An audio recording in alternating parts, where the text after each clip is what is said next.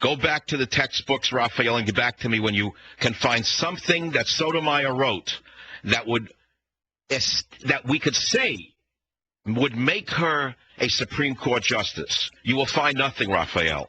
The woman has written nothing of any distinction whatsoever. Not a single book, not a single law paper, not a single line that anyone could quote.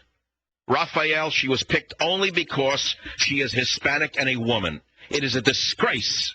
She will not bring enlightenment to the Supreme Court. She will bring divisiveness to the Supreme Court.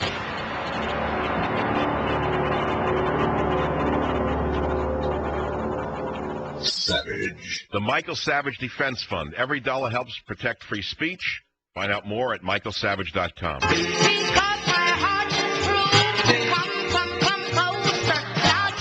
It is the Savage Nation. Now, I have said that Sotomayor, who was just put on the Supreme Court, was picked only because she's a woman and a Hispanic. I'm sure she's a nice person. I mean, she came from my borough of the Bronx, and like myself, she was poor, and she pulled herself up by her bootstraps. But unlike me, she did it with a little help from her friends. I didn't have people pulling strings for me. She did, because, as you well know, liberals have felt that they need to push unqualified people into positions of power for very, very, very diverse reasons, which I won't go into right now. A caller said she's as qualified as all of the others on the Supreme Court because he was an ignorant man who had no education and doesn't understand what the Supreme Court is. And he said to me, well, can you quote anything anyone else in the Supreme Court has ever written? Yes, I can, sir. I didn't have time in the last segment. There was a Supreme Court justice named Oliver Wendell Holmes, Jr. You probably didn't read about him because you were perhaps reading Jenny Has Two Mommies when you went to the 5th grade. But Oliver Wendell Holmes, Jr., who lived between 1841 and 1935, was on the U.S. Supreme Court, as I said. And in a series of opinions after the First World War, he held that the freedom of expression guaranteed by federal and state constitutions declared a common law privilege that we are entitled to, except in cases where the expression and the circumstances in which it uttered posed the, quote, clear and present danger, those are his words, of causing some harm that the legislature had properly forbidden. And a later case announced the Holmes Doctrine, declared that the First Amendment would not protect a person, quote, falsely shouting fire in a theater and causing a panic.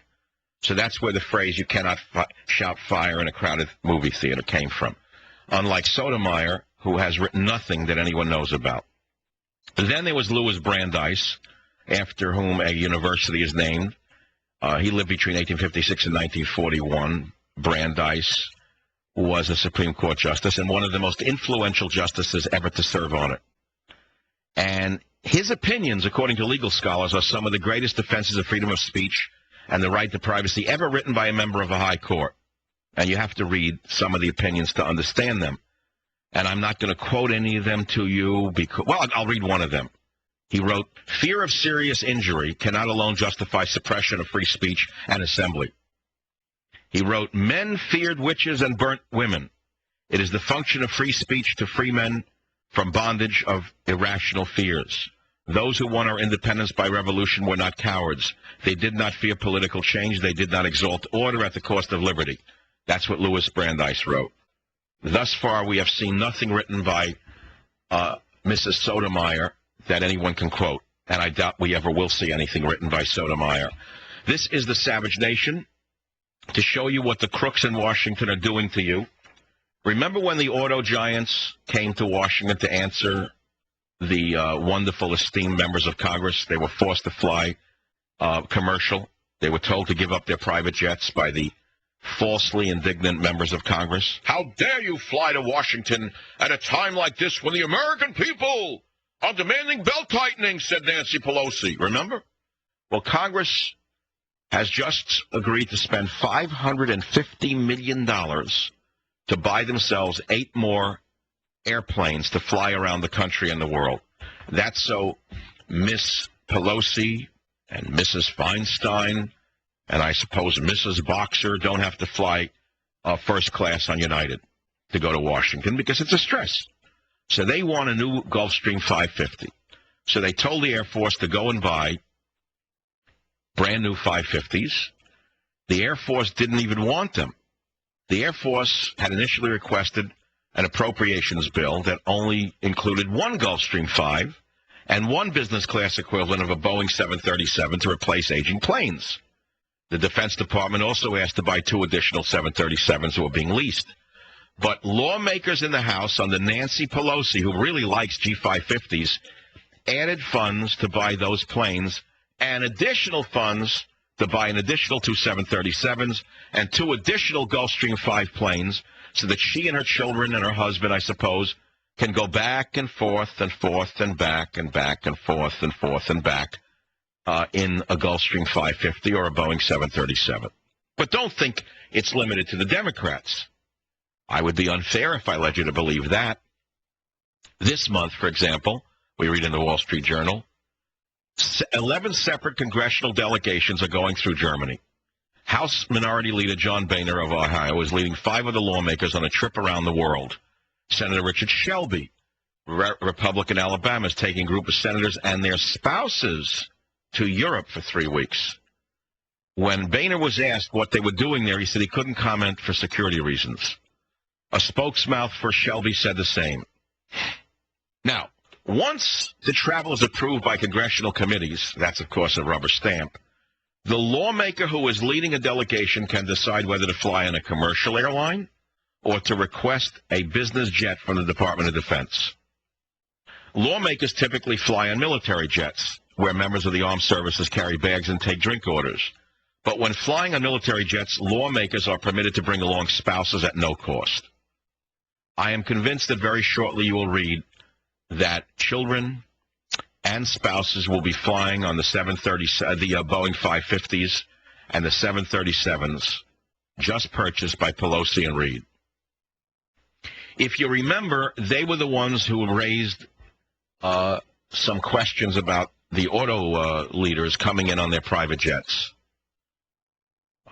Congress treats the American taxpayer like an all-you-can-eat buffet.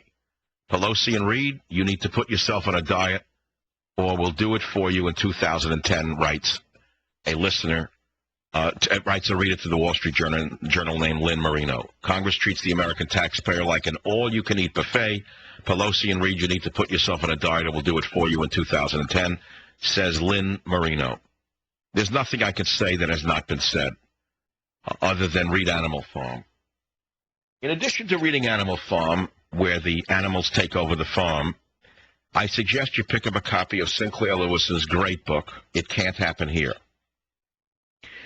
Sinclair Lewis wrote It Can't Happen Here back in 1935.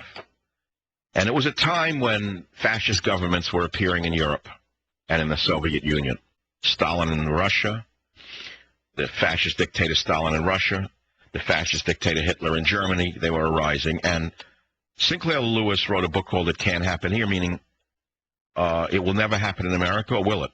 Well, he feared it could happen here, but he feared it would be a right-wing dictatorship that would emerge in the United States of America. But if you actually read what he said would happen when Senator Windrip, the right-winger, took over America, you will find out that it matches very closely what Senator Obama has already done in America in less than 7 months.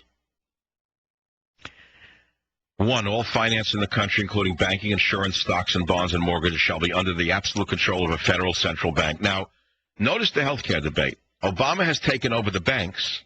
You notice that? Now he wants to take over the insurance industry. He's saying it's health insurance industry now, but no, he wants the entire insurance industry in his hands. So he's following the footsteps of the dictator as described by Sinclair Lewis. Then he, in point number 2, he appoints a commission that answers only to him. And then in 5, annual net income per person shall be limited to $500,000. Remember, this is in 1935. No accumulated fortune may at any one time exceed $3 million per person. Remember, 1935 dollars. No one person shall, during his entire lifetime, be permitted to retain an inheritance or various inheritances in total exceeding $2 million, again in 1935 dollars. All incomes or estates in excess of the sums named shall be seized by the federal government for use in relief and administrative expenses.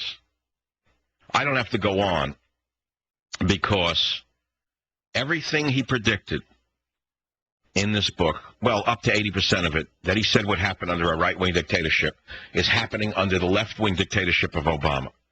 So if he says annual net income shall be limited to $500,000 a year, that was in 1935 dollars, that would be the equivalent, I would say, I would pick a number of 20 times that, which would be, say, 10 times that is 5 million, 20 times that would be 10, 200. How much would that be? 10 times is 5 million, 20 times would be 10 million. So he would say, maybe Obama would say in years to come, annual net income cannot exceed $10 million. No accumulated fortune may at any time exceed $3 million per person. So he might say it's now $60 million per person. So the average person will say, well, what's wrong with that?